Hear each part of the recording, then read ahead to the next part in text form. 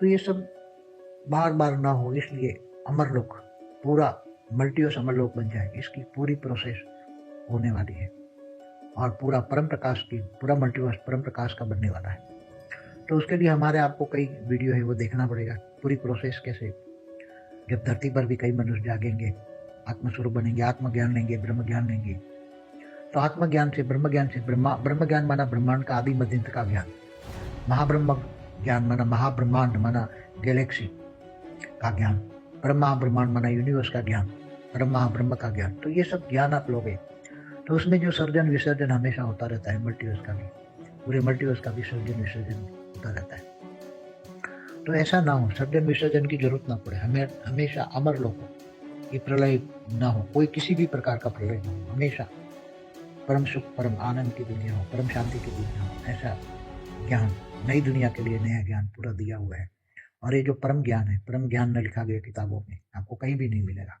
वेद उपनिषद, जो सनातन शास्त्र, सनातन का अर्थ ही है जो शाश्वत, हमेशा जिसका विनाश नहीं होता उसको सनातन कहते हैं, उसको सनातन ज्ञान कहते हैं। जिसका विनाश नहीं होता, कहीं भी कभी भी कहीं भी विनाश ना हो, उसको ही सनातन ज्ञान कहेंगे। तो ऐसा तो दूसरे मल्टीवर्स में है, दूसरे मल्टीवर्स जब से भी सर्जन हुए तब से भी विसर्जन नहीं हुआ, उसका विनाश नहीं हुआ, ना उसके अंदर यूनिवर्स गैलेक्सियों में भी विनाश होता है, कहीं भी विनाश नहीं होता है।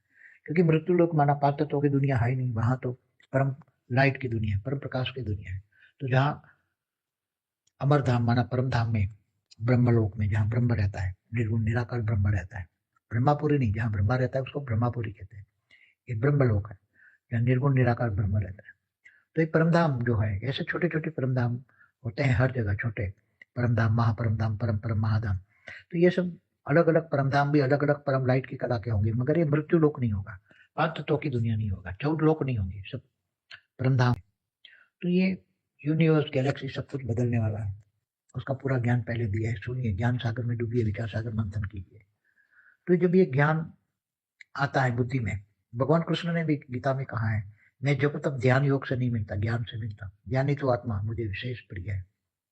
तो ज्ञान, स्व परिवर्तन से विश्व परिवर्तन का ज्ञान, जो भी सभी आत्माएं स्व परिवर्तन से विश्व परिवर्तन करेंगी, सभी आत्माएं आत्मज्ञान लेगी, ब्रह्म ज्ञान लेगी, धीरे धीरे परम शांति का योग, जो भारत का अति प्राचीन योग है, परम शांति का योग, लोग धीरे धीरे परम शांति आत्मस्वरूप में स्थित होकर परम शांति के वाइब्रेशन फैलाएंगे।